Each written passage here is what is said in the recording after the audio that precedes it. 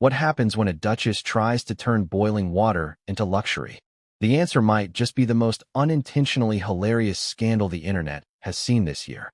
Picture this: a gleaming California kitchen, pristine marble counters, camera lights glowing like halos, and Meghan Markle standing center frame. She flashes that well-rehearsed smile, the one that once charmed Hollywood, then Buckingham Palace, and now, apparently, the world of cookware. In front of her sits a stainless steel pot. Inside, nothing but water. No apples, no cider, no mystery blend of autumnal flavors, just water coming to a boil. And yet, as steam rises, she looks directly into the camera and says, with the confidence of someone unveiling a royal secret, "All you have to do is boil some water." Before we continue, please hit the like button, subscribe to the channel, and turn on the notification bell for updates. A pause, a stir, and then, as though she were revealing the cure to stress itself, she adds a bag of her brand's spiced cider mix. The audience is supposed to gasp with awe, but what followed was collective disbelief. Because what Meghan was really doing wasn't creating a new recipe, it was redefining the limits of self-importance. She had just shown the world how to make spiced cider, without any cider. And somewhere across the internet, the laughter began to boil faster than the pot in front of her. But one laugh in particular echoed louder than the rest.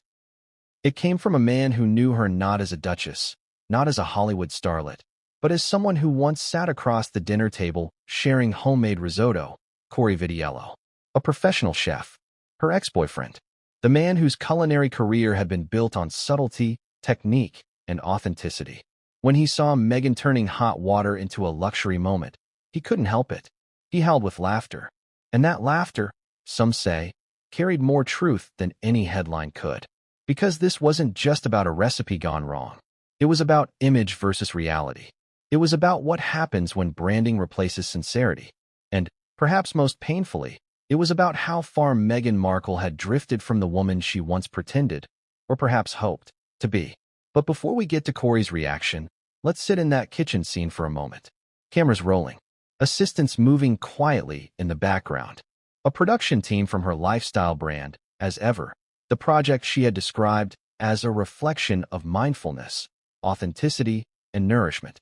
She introduces her $16 spiced cider mulling kit with a gentle hand gesture, as though it were a crown jewel. "Just add water," she says. And she means it literally. No cider base, no apple juice, no rich golden blend of sugar and spice that traditionally defines the drink. Her version is pure simplicity, almost insultingly so. Within minutes of posting the clip on Instagram, the internet did what it always does. Screenshots, reaction clips, parodies. One user tweeted, "So she invented tea?" Another wrote, "It's apple-scented bath water, not cider." But what made it sting wasn't just the mockery, it was how familiar the pattern felt. Another Meghan Markle reinvention, another attempt to build an empire out of a half-boiled idea. But why does this story matter? Because this wasn't just a small marketing misstep. It was a cultural moment, a window into how public figures chase authenticity by performing it. Meghan, once adored for her relatable glow, now looked like someone staging normalcy for the camera. She wasn't boiling cider, she was boiling her credibility. The irony was almost too poetic. Here was a woman once accused of acting royal, now acting humble, and somehow, both performances felt equally hollow. And as that video circulated, something interesting happened. Chefs began commenting. Influencers weighed in. Even casual viewers who'd never cooked a day in their life knew something was off. Real cider is steeped in fruit, warmth, and patience. It carries aroma, complexity, memory. It's what you sip on cold nights when the world outside feels too sharp. But Meghan's version? It was liquid performance art. All gloss, no soul. Enter Cory, the name that once floated quietly in Meghan's pre-royal past. For those unfamiliar, Cory is a respected chef and restaurateur from Canada, known for his refined palate and grounded sense of taste. Before Meghan met Prince Harry, she dated Cory for nearly 2 years. By all accounts, he was charming, low-key, devoted to his craft. He introduced her to the finer points of dining, flavor balance, and culinary creativity. But watching that viral video years later, one can only imagine the disbelief. To a chef, boiling water and calling it cider isn't just laughable, It's sacrilege. Sources close to Cory described his reaction as genuine laughter, almost disbelieving. He reportedly said something along the lines of, "That's not cider, that's spa water." And while his words might sound lighthearted, they carried a sharp undercurrent of irony. Because for Cory, and for many who followed Meghan's journey, that pot of boiling water symbolized something much larger. It was the perfect metaphor for her brand, polished, expensive, but ultimately empty. Think about it. This is a woman who once inspired millions with her poise and purpose. A duchess who walked away from the palace to champion independence, authenticity, and creativity. Yet here she was, selling boiling water wrapped in buzzwords. How does someone fall that far without realizing it?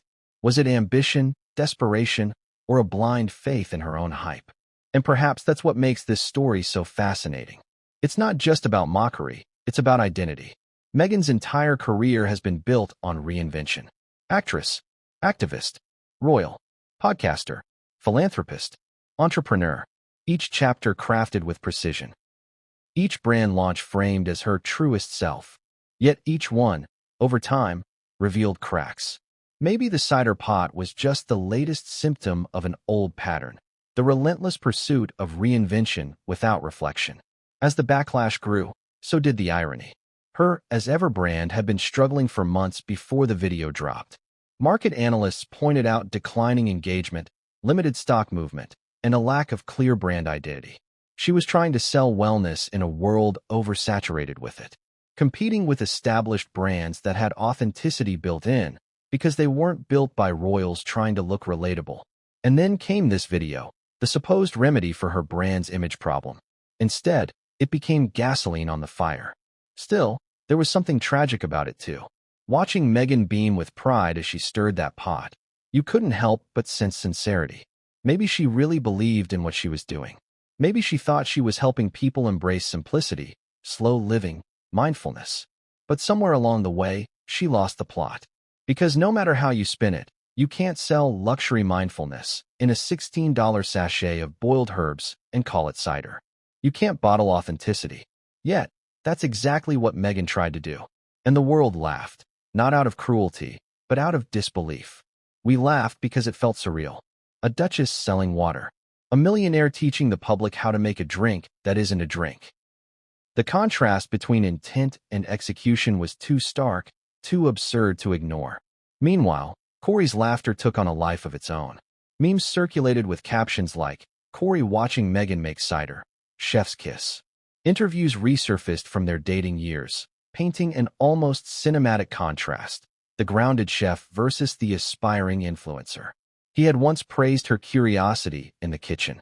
Now, years later, he was watching her turn that curiosity into farce. And perhaps, somewhere beneath the humor, there was sadness too.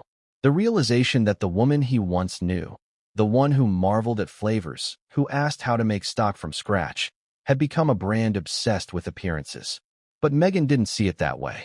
To her, the laughter was proof of relevance. In her mind, controversy meant engagement. The more people talked, the more eyes on as ever. She doubled down, responding in interviews that the goal was to simplify the art of seasonal wellness. Simplify, a word she used often. But in her hands, simplicity turned into superficiality. The public reaction evolved from laughter to curiosity to criticism.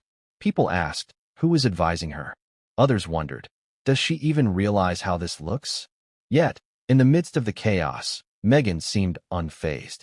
She posted more serene photos of her home, her tea, her son's hands holding leaves, every image perfectly curated, perfectly detached from the storm outside. But every new post reminded viewers of that boiling pot. The internet never forgets, and every meme only solidified the image, the duchess who boiled water and called it cider. And that's where the irony deepens. Because for someone so focused on control, on curating her image, on shaping her narrative, Meghan had once again lost control of the story. The cider clip wasn't just a viral misfire. It was symbolic of a deeper truth, that her brand, her message, even her identity, had become flavorless. All steam, no substance. But why did it resonate so powerfully? Because it felt like the ultimate pop culture parable. The rich selling the ordinary as enlightenment. the powerful dressing simplicity in luxury packaging. And the audience, ever sharper, ever hungrier for authenticity, calling them out. Meghan had become a symbol of what happens when image consumes meaning. A duchess reduced to a meme, not by scandal, but by a saucepan. And through it all, Cory's laughter lingered in the background. Not cruel, not vengeful, just knowing. He had once loved the woman behind the brand. Now, he was laughing at what she had become. A reflection, perhaps, of a world that had once adored her too. But here's where things get even more intriguing. Behind the laughter, behind the memes and media frenzy, lies a deeper story, a private one. Because sources claim that when Meghan saw Cory's reaction circulate online, she didn't shrug it off. She was furious. She allegedly reached out privately, demanding he retract or clarify his comments. What happened next? That's where this story takes a turn. Because the exchange that followed between Meghan Markle and Cory Vitiello wasn't just about boiled water. It was about pride, ego, and the unraveling of a public image that could no longer hold. And what came next would change everything, and no one saw it coming. It began with a dream, or at least, that's how Meghan wanted the world to see it. A dream born not in a royal palace or Hollywood studio, but in a California kitchen. She called it As Ever, a name meant to evoke timelessness, mindfulness, and authenticity. But beneath the soft lighting and pastel branding, something was missing. Something that no camera could hide for long. Tell me, have you ever watched someone try to rebrand their life so hard it almost starts to look like a performance? That's what As Ever was. Meghan's attempt to prove that she didn't need Buckingham Palace to define her. That she could build her own empire, one candle, one honey jar, one mulling kit at a time. In the early promotional videos, Meghan's tone was calm, deliberate, almost hypnotic. As Ever, she said, is about grounding yourself in simple, honest living. She moved slowly through her sunlit kitchen, running her fingers along jars of dried herbs and neatly stacked cups. It looked peaceful, purposeful, perfect. But to anyone paying attention, there was a hollowness behind the eyes, a kind of careful detachment, like an actress rehearsing a role she didn't quite believe in. The brand launch was meant to mark her rebirth. After the turbulence of royal life, after the scandals, the documentaries, the mockery, Meghan wanted a reset. This was supposed to be her Gwyneth Paltrow moment, a clean, chic, high-end wellness empire with her name on it. She even told an interviewer, "I want As Ever to remind people of what's real." Real. That was the word she clung to. Yet nothing about the rollout felt real. The prices were astronomical for items that barely passed the luxury test. A $48 ceramic mug, a $38 jar of forest air candle, and the crown jewel, a $16 spiced cider mulling kit. Now let's pause here. Who was the target audience for this? Ordinary mothers trying to stretch their grocery bills? Wellness enthusiasts seeking balance? Or royal watchers curious to see how Meghan would monetize her lifestyle? It seemed like she was trying to sell to all of them at once, and that was her first mistake. Marketing experts called the launch confused. Others called it inauthentic. But Meghan's team insisted it was intentional minimalism. They described it as a lifestyle brand for people who believe that small rituals create big peace. It sounded poetic, but as the first sales reports came in, the poetry quickly turned to panic. As Ever wasn't flying off the shelves. It was crawling. The initial hype from her loyal supporters faded quickly when customers realized the products were more aesthetic than useful. There were whispers of bulk inventory piling up in a Los Angeles warehouse. The brand's social media engagement plummeted. Hashtags stopped trending. But Meghan didn't back down. Instead, she doubled down. She told her team that As Ever needed a human touch, a moment that made people feel connected to her again. Something relatable, something viral. That's how this spice cider video was born. You can almost imagine the meeting that led to it. A publicist suggesting, "What if you show them how you use the kit, Meghan? A simple recipe video. Cozy. Authentic. You in your element." Her element. That phrase must have echoed in her mind. Because for years, people had mocked her for being out of touch, for not knowing who she was. A duchess without a palace, an actress without a stage. So maybe, just maybe, she thought this was her chance to rewrite the narrative. She wanted warmth. She wanted relatability. But instead, she gave the internet one of its most meme-worthy moments of the year. All you have to do is boil some water, she said, unaware that those words would soon be immortalized. The thing about moments like these is that they don't happen in a vacuum. They happen when a person believes their own mythology. Meghan had built her brand on the idea that simplicity equals sophistication. But in chasing that ideal, she forgot that authenticity isn't about perfection. It's about imperfection that feels human. And ironically, nothing about it has ever felt human. Everything was curated. Every frame edited to perfection. Even the sound of the boiling water had been filtered to make it more soothing. Viewers could sense it. They didn't feel like they were watching a woman in her kitchen. They felt like they were watching a commercial pretending to be one. Meanwhile, behind the scenes, the pressure was mounting. Insiders claim Meghan had been pushing her team relentlessly to deliver viral success. One anonymous staffer described her as determined but detached. They said she would micromanage color palettes, lighting angles, even the way the herbs were arranged in the background. She wasn't creating a brand. She was crafting an illusion. And illusions can't hold forever. In the months before the Cider video, as ever's internal numbers were grim, the brand's social media reach was down by 40%. Collaborations were falling through. A proposed partnership with a major online retailer had been quietly scrapped after creative differences. And internally, the staff was restless. Several team members reportedly quit, citing burnout. One source said, she wanted every post to look effortless, but nothing about working for her was effortless. Still, Meghan pressed on. Because in her mind, as ever was more than a business, it was redemption. She wanted to prove that she could stand on her own, without the royal family, without Harry's titles, without the British press breathing down her neck. She wanted the world to see her not as the ex-Duchess or the scandal magnate, but as a visionary woman shaping her destiny. But here's the problem with reinvention. It's easy to change your wardrobe, your brand, your slogans. It's harder to change perception. When she posted that video, she didn't just invite laughter, she invited comparison. People dug up her past interviews about home cooking. They remembered her old blog, The Tig, where she once wrote passionately about food, travel, and inspiration. Back then, her tone had been genuine, unfiltered. She talked about flavors and childhood memories, not branding and aesthetics. The contrast was heartbreaking. It was as if the Meghan who once cared about the joy of cooking had been replaced by a marketer obsessed with optics. And that's when Cory Vitiello's name surfaced again, the man who had seen her at her most grounded. During their relationship, Meghan often visited his restaurant. She watched him work in the kitchen, surrounded by heat, chaos, and laughter. He would taste everything before it went out, tweaking flavors with instinct, not ego. She admired that. She once said in an interview, Cory taught me to appreciate how food connects people.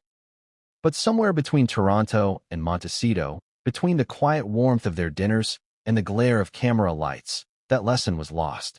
Cory's friends say that when he saw her video, he didn't laugh out of spite. It was a laugh of disbelief, tinged with sadness. The same kind of laugh you let out when someone you once knew becomes unrecognizable. Because for Cory, food wasn't content, it was communion. It was art. To watch Meghan treat it as a branding tool was like watching a violinist use their instrument as a hammer. Yet Meghan didn't see it that way. To her, the viral laughter wasn't a warning, it was an opportunity. She saw the attention, the trending hashtags, the media coverage. They're talking about me, she reportedly told her inner circle. That's good. That means they're watching. But attention is a double-edged sword. The more people watched, the more they questioned. What exactly was his ever selling? Was it luxury or simplicity? Authenticity or image? The answer's blurred. Still, Meghan pressed forward. She believed she could control the story. She started hinting at new product lines, teas, maybe even a cookbook. Her PR team flooded social media with positive spin. Influencers were quietly paid to post organic reviews of the cider kit. Some even called it a cozy revolution. But the internet wasn't buying it. Within a week, parody videos were everywhere. YouTubers recreated her tutorial using random ingredients. Boiled Skittles, boiled air fresheners, even boiling nothing at all. One popular TikTok clip featured someone holding a pot over a candle, whispering, "I call this Meghan's microbrew." Even late-night hosts joined the fun. One joked, "Finally, a drink for people who think flavor is offensive." And yet, despite the avalanche of mockery, Meghan's team insisted that everything was fine. They called it strategic engagement. But behind closed doors, they were panicking. Orders were dropping. Refund requests were increasing. The dream of, as ever, the dream of becoming America's Duchess of Lifestyle, was evaporating, just like the steam from that pot. What's strange is how Meghan seemed unfazed. Maybe she believed her own myth, that controversy equals attention and attention equals success. Or maybe, deep down, she thought she could spin this like she had spun everything else in her life, from royal scandals to Netflix documentaries. But there's a limit to how many times you can reinvent yourself before people stop believing in the act. And the boiling water moment might have been that limit. As one insider put it, that video didn't just tank a product. It exposed the truth. Meghan doesn't understand who she's selling to because she doesn't understand who she is anymore. And that's when things started to shift. What had begun as laughter became scrutiny. Fans turned into critics. Supporters began to question her motives. The cracks in the as-ever empire were widening, and Meghan could feel it. The moment she reached out to Cory, everything changed. Some say it was a private message. Others say it was a phone call. Whatever it was, it didn't go the way she hoped. Because Cory's response didn't just pierce her pride, it shattered the illusion she'd spent years building. And what he said next would leave her boiling in more ways than one. They say every empire falls the same way. First with a whisper, then with laughter, and finally with silence. For Meghan Markle, that laughter began the moment she looked into a camera and confidently told the world, "All you have to do is boil some water." Can you picture it? The Duchess, standing in a designer kitchen that looks more like a magazine set than a home. Sunlight spilling perfectly across marble counters. A gleaming pot sitting on the stove. Steam begins to rise, and she flashes that familiar smile. The one that has graced talk shows, red carpets, and royal events. But this time, something feels different. Forced. Overly rehearsed. There's a nervous energy in her eyes, as though she's trying to convince not just the audience, but herself. She leans forward slightly, her tone soft yet overly deliberate, as if she's unveiling a sacred ritual. "Now, once the water's ready," she says, "you can take one of our as-ever mulling sachets and let it steep." That's it. No apples. No cider base. No golden hue or comforting spice. Just a pouch of herbs floating in plain water. She stirs gently, adds a stick of cinnamon for presentation, then finishes with a drizzle of her own branded honey. "This," she concludes proudly, "is how I love to unwind." And just like that, the internet exploded. Within minutes, the video spread across every platform imaginable. Twitter, TikTok, Reddit, Instagram. They all caught fire with disbelief. Comments flooded in faster than Meghan's PR team could delete them. "So she made tea," one user wrote. Another quipped, "It's giving delusion, not infusion." But the real hit came when chefs and culinary enthusiasts started reacting. One clip showed a Michelin-starred chef watching the video with his arms crossed, eyebrows raised, before bursting into laughter and saying, "That's not cider. That's bathwater."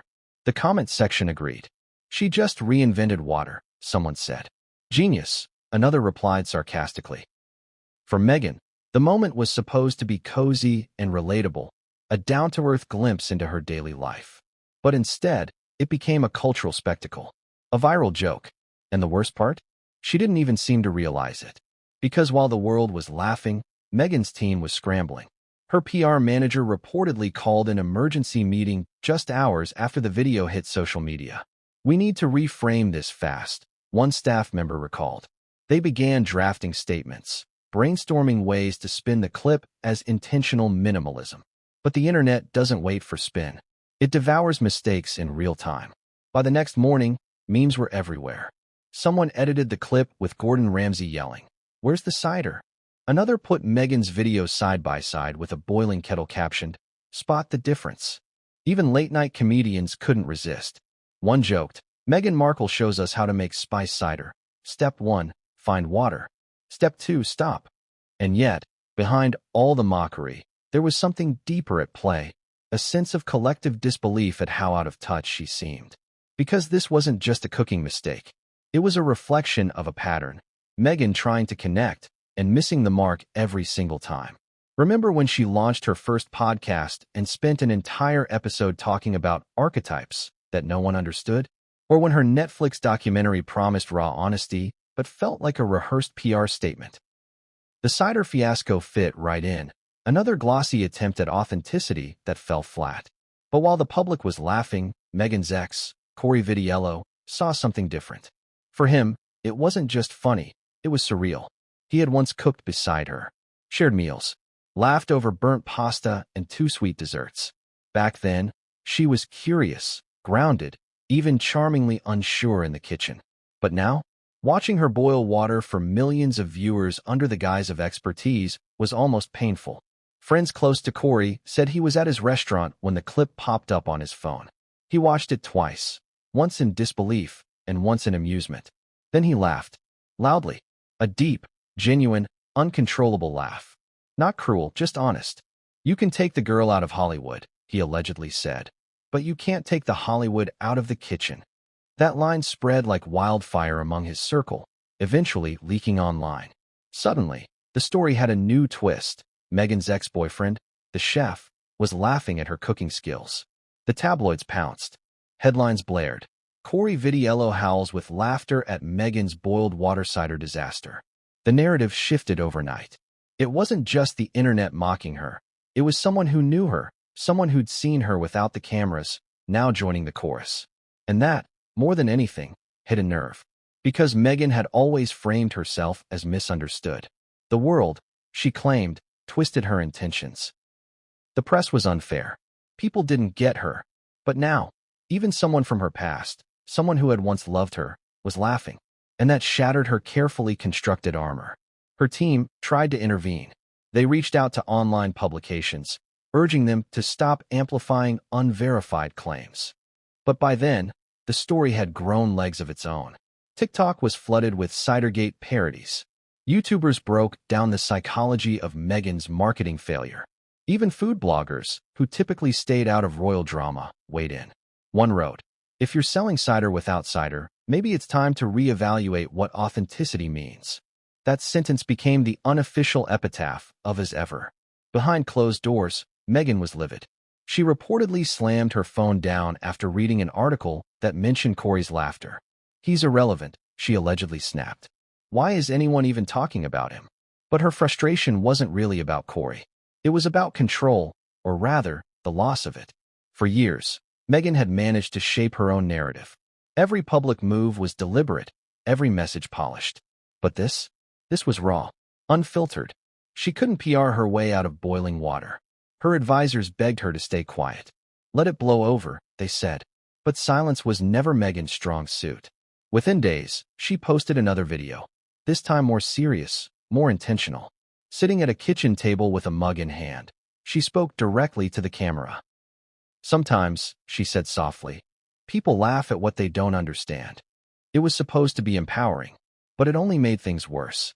Commenters mocked the philosopher Duchess tone. "We understand perfectly," one wrote. "You boiled water." Another added, "Imagine thinking simplicity is enlightenment." And while Meghan's followers tried to defend her, their voices were drowned out by the tidal wave of ridicule. The more she tried to explain, the deeper the hole became. Meanwhile, the As Ever website quietly adjusted its product description. This spiced cider mulling kit was rebranded as a spiced herbal infusion kit. But screenshots of the old name were already everywhere. The internet's memory is permanent. Then came the late-night interviews. When journalists asked culinary experts for opinions, they didn't hold back. One chef quipped, "If she served that to me, I'd ask for my palate back." Another said, "That's not cider. That's the ghost of cider." Every comment, every meme, every joke chipped away at the glossy image she had tried so hard to build. But Meghan wasn't ready to surrender. Deep down, she believed she could turn this around. She always had before. After all, hadn't she survived worse? The royal scandals, the press betrayals, the mockery from tabloids. This was just another storm, she told herself. And if there's one thing Meghan Markle knew how to do, it was weather storms and monetize them. So she began plotting a comeback. Meetings were held, strategies drafted. Her team brainstormed ways to transform Cidergate into a moment of empowerment. "We can spin this," one consultant insisted. Make it about resilience. About embracing simplicity in a complicated world. But as the PR wheels turned, Meghan's personal emotions boiled hotter than that infamous pot of water. Because beneath the ambition, there was humiliation. She couldn't shake the image of Cory's laughter echoing across the internet. The man who once praised her creativity now represented her most public embarrassment. And it was that sting, that mix of pride and anger, that pushed her to do something her advisors warned against. She decided to reach out to him directly. No PR filters. No managers. Just Meghan and a message. But what exactly did she say? Some claim it was a brief, polite note asking him to clarify that he hadn't meant to ridicule her. Others suggest it was colder, sharper, more of a demand than a request. You of all people should understand the pressure I'm under, she might have written. Whatever it said, Cory's response didn't soften the situation. In fact, it ignited it. Because his reply wasn't defensive. It wasn't apologetic. It was brutally honest and deeply revealing. And once that private exchange leaked, Meghan's quiet embarrassment turned into a full-blown public explosion. The Duchess had boiled over, and the world was about to watch her melt down, one message at a time. Before the prince, before the palaces, before the cameras, there was a chef. His name was Cory, and for a time, he was Meghan Markle's world. He wasn't a royal, or a billionaire, or a Hollywood producer. He was a man who understood the language of flavor, who believed in honesty over artifice. In his kitchen, truth wasn't spoken, it was tasted. And once upon a time, Meghan had admired that. It's strange, isn't it? How the people we once loved become mirrors of what we've lost in ourselves. When Meghan's boiled water cider moment went viral, Cory wasn't thinking about the Duchess of Sussex. He was thinking about the woman he used to know, the one who used to hover near the stove in his Toronto apartment, asking curious questions about why garlic shouldn't burn or why a sauce needed to rest. He remembered her laughter when she oversalted a soup, how she'd roll her eyes and call herself a kitchen klutz. But that woman was gone now. The clip of Meghan standing over a pot of boiling water, earnest, polished, and oblivious, didn't just make him laugh. It broke something open. She was never like that, he told a friend over dinner. She was trying to learn, not to perform. Cory was no stranger to performance himself. A well-known figure in Canada's culinary scene, he'd spent years in front of cameras, cooking shows, restaurant openings, festivals. But what separated him from Meghan was the one thing she'd once loved most about him, his refusal to fake it. He didn't chase fame. Fame, if it came, was just seasoning on the dish. Back when they met, Meghan was still filming Suits in Toronto. She would often visit his restaurant, Flock, and later, the Harbord Room, both celebrated for their simplicity, farm-to-table ingredients, rustic charm, honest cooking. Friends recall that she seemed at ease there. She'd show up unannounced, slip into the kitchen, chat with staff, and steal bites of roasted chicken from the prep trays. She loved the smell of real food, one of his old sous chefs remembered. Not the stage stuff. You could tell she was fascinated by how we made something from scratch. That fascination was part of what drew them together. Cory admired her curiosity. Meghan admired his groundedness. He once told her, "You can tell who someone really is by how they treat the process, not just the result." It was something that stuck with her, at least for a while. But when fame came knocking louder, the process stopped mattering. After Suits gained traction and her name started appearing in gossip columns, Meghan began shifting. Friends noticed it first, the way she started talking about branding herself, the way every meal turned into an Instagram opportunity. Cory didn't mind at first. He understood ambition. But what bothered him was the performative tone that started to creep into everything she did. Cooking, once their shared language, became a stage. "She'd ask me to plate something a certain way just for a photo," he said once. It stopped being about taste. Their breakup wasn't dramatic. No shouting, no betrayal. Just two people standing at different ends of a dream. She was chasing a story. He was living one. Fast forward to now, and Cory's watching that infamous as-ever video from his restaurant office. He scrolls through the comments, shaking his head, a wry smile spreading across his face. "Boiling water," he murmurs. She really called it cider. His assistant knocks on the door. "You've seen it too, huh?" she says, smirking. "Oh, everyone's seen it," Cory replies. She's trending for the wrong reasons again. That's when someone records him laughing. A warm, genuine laugh that carries just the right mix of disbelief and affection. It wasn't meant for the world, but the world got it anyway. Within hours, the video of Cory's reaction spreads. The media has its headline. Meghan Markle's ex, chef Cory Vitiello, laughs at her boiled water cider video. The story takes on a life of its own, and Cory, who's always avoided gossip, suddenly finds himself in the middle of a circus he never asked for. When reporters show up outside his restaurant the next morning, he handles them with grace. "Look, I think Meghan's doing her thing," he tells one. "I wish her well. It's just water and spice don't make cider. That's all." It's a harmless comment, really. But in the world of royal-adjacent drama, harmless doesn't exist. His statement gets twisted into mockery, framed as a jab. Social media erupts again. Chef ex-boyfriend exposes Meghan. Cory humiliates Duchess. He's laughing because he knows the real her. And that's when the calls start. First from journalists. Then from Meghan's PR team. Finally, from Meghan herself. At first, Cory doesn't answer. He's not interested in reigniting anything from that chapter of his life. But when she messages him directly, short, cold, and formal, he feels compelled to respond. "Cory," the message reads, "I would appreciate it if you could clarify that your remarks weren't intended to ridicule me or my company. This kind of press is unhelpful. I hope you understand. No greeting. No warmth. Just business." He stares at the message for a moment, then types back slowly. "It was a laugh, Meghan. Nothing more. But maybe you should ask yourself why people found it funny." That response cuts deep. Meghan doesn't reply right away, but her silence says enough. To someone who's built her life around controlling perception, that kind of unfiltered honesty is unbearable. The next day, the tabloids quote Cory's line in bold letters. The internet eats it up. "Ask yourself why people found it funny." It becomes the phrase of the week. And for Meghan, that's when the story stops being a misunderstanding and starts feeling like betrayal. She confides in a friend that Cory always had a problem with her ambition, that he never believed in her brand. The friend, trying to be supportive, tells her to ignore it. But Meghan can't.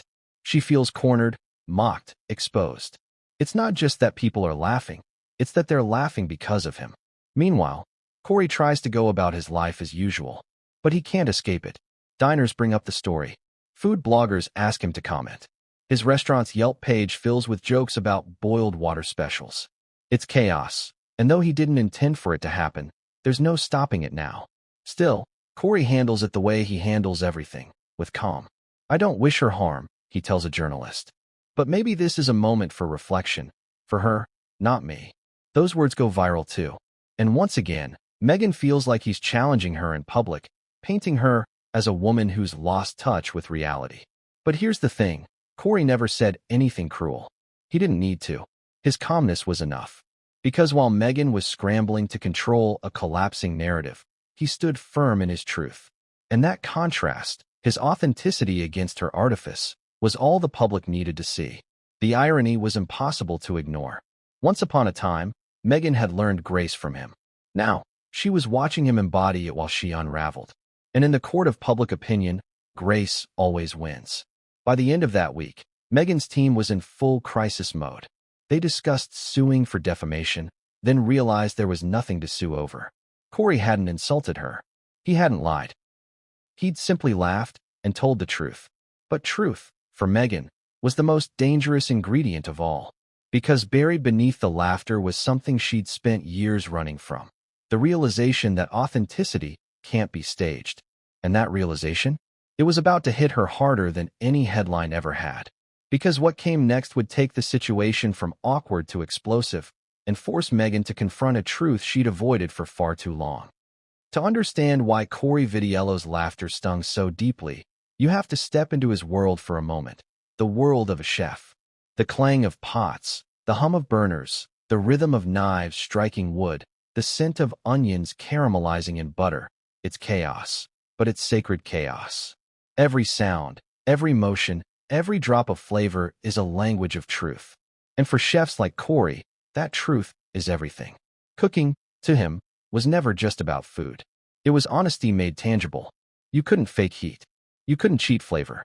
The dish always told on you, whether you'd rushed it, neglected it, or made it with love. That was the purity of it. So when Cory saw Meghan, a woman he'd once known as curious and eager, stand in a luxury kitchen selling boiled water as spiced cider, it wasn't just amusing. It was offensive, not in the cruel sense, but in the way a painter might feel watching someone smear crayons across a masterpiece and call it art. He'd spent years mastering the craft, teaching young cooks that food was emotion, memory, and soul. And there she was, reducing it all to branding. Imagine being him. Watching someone you once shared recipes with, someone who once asked you about the philosophy of flavor, now standing in front of millions presenting boiled water as something transcendent. He didn't laugh to mock her. He laughed because it was surreal, because it was like watching a parody of authenticity. In the culinary world, words like spiced cider aren't just marketing. They mean something. They carry tradition. The apple cider base, the slow simmering process, the way the spices blend and darken with time, it's history in a cup. You don't shortcut that. You don't replace it with water and call it enlightenment. Cory knew that. Every chef did. That's why his laughter spread through kitchens faster than the clip itself. Chefs started sending the video around group chats, each message punctuated with disbelief and emojis. She really said boil water, one message read. Cory's ex invented boiled cider, another joked. To outsiders, it was harmless fun. But to insiders, it was symbolic of something bigger, the commodification of sincerity. Meghan had taken a simple, intimate ritual and turned it into a marketing stunt. For someone like Cory, that was tragic. He wasn't one for drama. He rarely commented on celebrity nonsense. But this was different. This was personal, even if he didn't say so. When asked about it in an interview days later, he smiled politely and said, "Everyone's allowed their version of creativity. I just prefer mine to have flavor."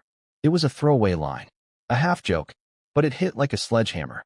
Social media seized on it. "I just prefer mine to have flavor" became the quote of the week. It was sharp, poetic, and devastatingly true. And Meghan heard it. She read it over and over, each time feeling the sting grow sharper. This wasn't just about cider anymore. It was about respect, about legacy, about how she wanted to be seen. The woman who had spent years trying to prove she was more than a headline now found herself reduced to one again, and by someone who knew her well enough to make it hurt. But here's the thing. Cory didn't mean to hurt her. He didn't even think he had. To him, it was all in good humor. But that's because Cory lived in a world where truth didn't need cushioning. In kitchens, honesty was survival. If a dish was bland, you said it. If it burned, you admitted it. There was no time for ego. And maybe that was the heart of it, ego. Meghan's world thrived on image. Cory's thrived on truth. When those worlds collided, only one could come out unscathed. To Meghan, the As Ever video was about connection. At least, that's what she told herself. To Cory, it was about performance. The difference? Connection requires vulnerability. Performance requires control. And Meghan had never been good at surrendering control. When he saw her instruct viewers to just boil water, he knew instantly that this wasn't about the recipe.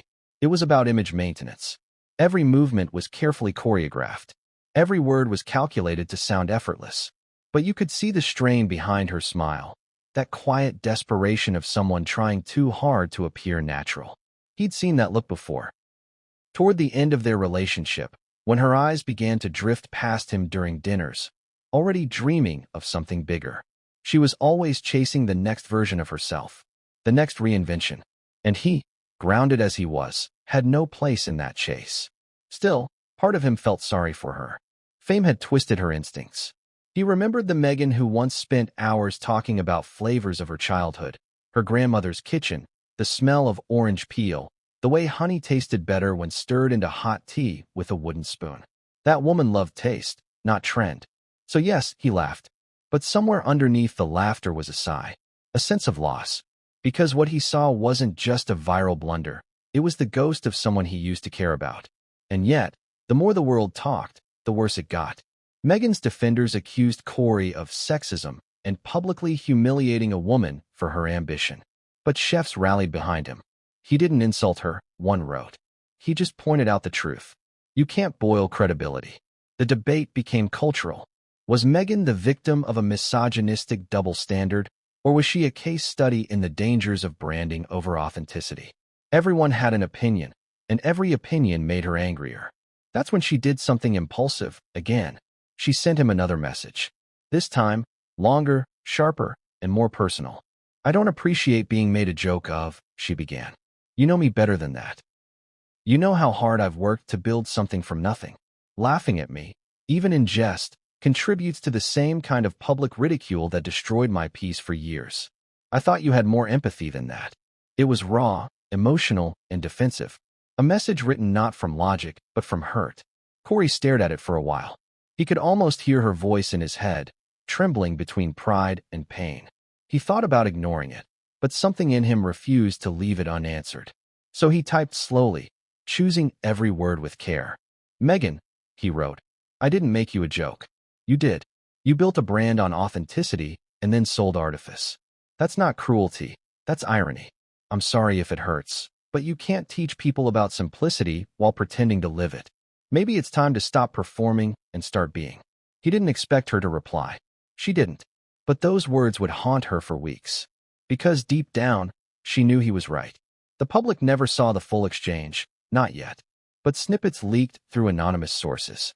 Enough to spark another wave of headlines. Cory tells Meghan, stop performing and start being. Suddenly, the story wasn't about Cider anymore. It was about character.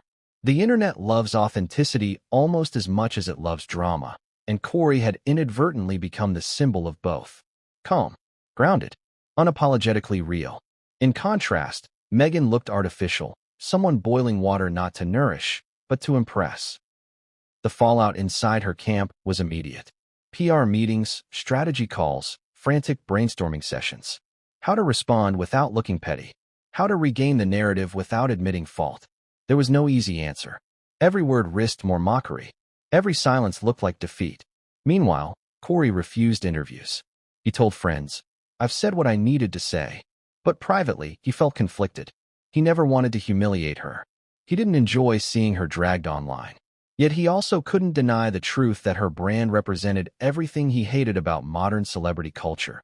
The pretense, the constant performance, the belief that sincerity could be sold by the ounce.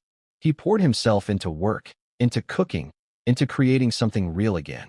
He told one of his sous chefs, I'll take a burnt roast over fake perfection any day. It became an unintentional motto among his staff. But as Cory moved forward, Meghan spiraled deeper. The internet doesn't forgive easily. And once the public labels you a fraud, it's nearly impossible to rewrite that story. And Meghan? She wasn't ready to let go. Because as much as she despised Cory's laughter, she couldn't stop thinking about it. Not because of the ridicule, but because, in that laughter, she heard something she hadn't heard in years. Truth. And what came next would push that truth out of the private messages and into the headlines, with consequences neither of them could have predicted. She used to say she wanted to be real. That was Meghan Markle's favorite word, real. Real conversations. Real connections. Real moments. But somewhere between the palace gates and the influencer partnerships, real started to sound like a sales pitch. And when the laughter over her boiled water cider video refused to die down, Meghan decided it was time to remind the world who she thought she was. So, she stepped back into the spotlight not as the woman caught boiling water, but as what she always imagined herself to be, a misunderstood icon. The press called it the Diva Duchess Act, but Meghan didn't see it that way. To her, it was reclamation, power through performance. The video backlash had left her rattled, but not broken. At least not publicly. Inside the walls of her Montecito mansion, she was restless. Her PR team begged her to stop reading comments. Harry, weary of another media war, tried to deflect. But Meghan's pride was louder than reason. I refuse to be mocked for trying to inspire people, she reportedly said one evening, pacing across the living room. They want me to fail because I make them uncomfortable. She'd always believed that criticism meant progress, that people who challenged her simply didn't get the vision. And maybe that mindset had worked once, back when she was climbing. But now, the higher she climbed, the thinner the air became. That week, Meghan ordered her team to schedule a new photo shoot for As Ever. We need new content, she said firmly. Something powerful, something elegant. No more cozy kitchen shots. Her makeup artist later described the transformation as electric and terrifying. Gone was the soft, domestic energy. In its place, a polished defiance, a woman ready to prove she still owned her narrative. The set was minimalist, sleek marble counters, deep shadows, muted lighting. Meghan stood at the center wearing a structured beige coat, a golden watch glinting under the studio lights. The photographer suggested a smile. She refused. "No," she said. "I'm done smiling for people who want to see me fall." That photo became the face of her next campaign. The caption on Instagram read, "You can mock the method, but never the mission." The post went viral, again, not in the way she hoped. Some praised her resilience, calling her a queen who refuses to bow. Others accused her of weaponizing victimhood. "You're not being mocked for trying," one comment read. "You're being mocked for boiling water and calling it magic." Still, Meghan doubled down. She leaned into the criticism, repackaging the ridicule into empowerment. The press dubbed her tone defiant diva energy, and she embraced it. For Meghan, diva wasn't an insult, it was armor. But behind that armor, she was cracking. The laughter from Cory's comments still echoed in the back of her mind. Every interview he gave, every quote that spread online, dug deeper into her pride. His calmness infuriated her. He didn't need to shout to be heard. His silence did all the work. In private, Meghan called him condescending. She accused him of playing the victim while mocking mine. Her team, unsure how to respond, advised her to rise above it. But rising above was never Meghan's strong suit. And so, the transformation accelerated. Her next public appearance was at a charity event in Los Angeles, a last-minute booking meant to soften her image. The theme was simplicity in giving. She arrived 30 minutes late, wearing a $6,000 outfit, surrounded by cameras. When she took the stage, she smiled, but her voice trembled slightly as she began. "I've learned that when women step into their truth, they get called difficult, or demanding, or a diva. But I think it's time we redefine what that means." The crowd clapped politely, unsure whether to cheer or cringe. Meghan paused for effect, scanning the audience, her gaze steady. "Diva means owning your power," she continued. "It means knowing your worth even when others try to diminish it." Her speech made headlines the next morning. Diva Duchess defends herself against Cider backlash. But the tone of the coverage wasn't admiration, it was bemusement. The very people she was trying to impress found the whole thing oddly self-congratulatory. Meanwhile, on the internet, the memes grew sharper. Someone posted a parody poster, "As ever-presence, Diva Cider, now with extra ego." It wasn't fair, maybe, but it was predictable. Because Meghan's brand had always thrived on contradiction. The more she tried to appear humble, the more she looked grandiose. The more she tried to be relatable, the more distant she seemed. And Cory? He stayed quiet, completely silent, which only made her angrier. Silence, after all, is the loudest answer of all. Her team warned her not to provoke him again, but Meghan couldn't resist. She began subtly referencing their past in interviews, without naming him directly. On one podcast, she said, "I've had people in my life who pretended to support me, only to laugh when I succeeded." Listeners knew exactly who she meant. The host, sensing the tension, asked softly, "Do you mean someone specific?" Meghan smiled thinly. "Let's just say, some people can't handle watching women evolve." Within hours, headlines blared. Meghan breaks silence on Laughing X. The public ate it up, and once again, she was trending. Not for her products, not for her causes, but for the drama. But here's the part no one saw. After the cameras stopped rolling, after the makeup came off, Meghan sat in silence in her car. She looked out the window at the paparazzi flashes and whispered under her breath, "Why do they hate me so much?" The driver didn't answer. He didn't need to. Because the truth was simple, people didn't hate her for trying. They hated the disconnect between what she said and what she sold. They hated the performance of humility wrapped in the luxury of self-promotion. And maybe, deep down, Meghan hated it too. But she couldn't stop performing. It had become her only language. Every setback was a script rewrite. Every criticism, a cue for reinvention. The more people mocked her, the grander her next move became. She wasn't boiling water anymore. She was boiling over. Her staff began noticing the shift. One former employee said, "She stopped listening to advice. Every suggestion was seen as criticism." Another described meetings filled with tension where Meghan would pace, toss out half-baked ideas, and dismiss objections with a glare. She wanted to look effortless, the employee added. but nothing about her was effortless anymore. Meanwhile, as Ever continued to crumble behind the scenes, sales plummeted. Retail partners quietly pulled back. Influencers began distancing themselves. And yet, Meghan insisted they were restructuring. She used the word like a shield, pretending it meant renewal rather than retreat. She told her staff, "We'll come back stronger. They'll see." But not everyone believed her. One brand consultant described her approach bluntly. "She's not selling lifestyle. She's selling fantasy." And people stopped buying it. As she scrolled through her mentions one sleepless night, she saw a clip of Cory being interviewed at a culinary festival. The host asked, "So, do you think you'll ever collaborate with us ever?" Cory laughed, shaking his head. "I'm not sure our definitions of flavor align." That line, light, casual, devastating, hit her like a punch. She slammed her phone down, her pulse racing. She turned to Harry, muttering under her breath, "He's taunting me." Harry sighed. "He's doing interviews, Meghan. Let it go." But she couldn't, because she knew, deep down, that Cory's laughter wasn't cruel, it was knowing. He saw the truth that even she couldn't admit. The woman in that kitchen wasn't authentic anymore. She was a character in a play she'd written, and the audience had stopped clapping. And that's what truly broke her. The next morning, she called her assistant and said, "We're doing a sit-down interview. I want my side out there." The assistant hesitated. "You sure? The last one didn't go well." "I don't care," Meghan snapped. "This time, I'll control the story."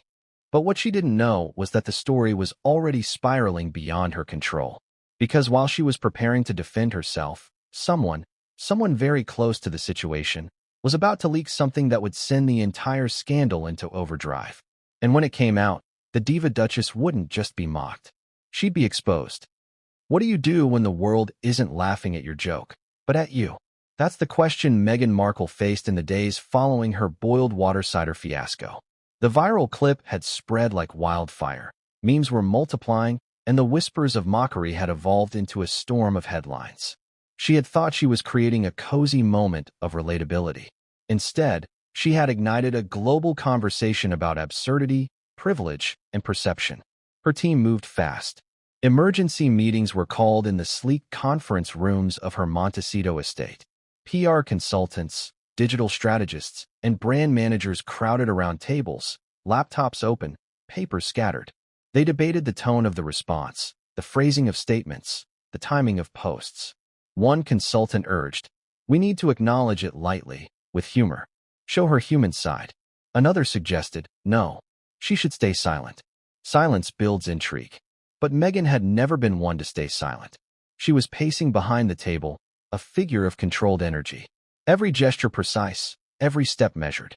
"No," she said, her voice cutting through the low murmur of debate. "We don't apologize. We reframe." She meant it literally. Every word, every post, every public appearance had to assert control. She had mastered the art of narrative manipulation once before. Why not again? Yet, the challenge was bigger than any narrative she had crafted in her life. This wasn't a traditional scandal. It wasn't leaked documents or a misquoted interview. It was ridicule born out of absurdity. A simple act of boiling water had spiraled into a symbol of misalignment between intention and perception, between image and reality. And it was proving difficult to contain. Within hours, memes were circulating that compared her spice cider kit to everything from hot bathwater to overpriced herbal infusions. Late-night hosts seized the moment, making jokes that would play on repeat across YouTube and TikTok. Social media influencers, eager for content, created their own boiled water challenges. Some of them invited friends to try recreating the recipe with entirely unrelated ingredients. Coffee beans, gummy bears, even plain ice cubes. Meghan watched it all, frustrated but determined. She wanted the world to see her brand as intentional, curated, aspirational. Instead, she saw it as a punchline. Her frustration was compounded by Cory Vidiello's subtle commentary that had slipped into headlines. His calm, truthful laughter had become a public benchmark of credibility, something she couldn't counteract without escalating the very attention she wanted to control. She called another emergency meeting with her PR team, voice sharp, hands moving rapidly to emphasize points. "We're losing control of the narrative. Every post, every story, every quote that hits the internet, it's our chance to reclaim authority. We don't retreat. We respond. We dominate. One advisor ventured carefully. What if we pivot the messaging? Focus on the wellness aspect, the ritual, the seasonal mindfulness. Meghan shook her head sharply. They've already framed the joke. Pivoting won't erase it. We reclaim by amplifying. Make people feel that this is not just boiling water, it's an experience. It's mindfulness. It's luxury in simplicity. And so, the damage control plan was set. She would go public, not to apologize, but to assert control, to reclaim authority, to convert ridicule into power. The next day, a well-timed Instagram post appeared. Meghan in a sun-drenched corner of her kitchen, holding her spiced cider mug, captioned, "Simplicity is an art. Attention is its canvas."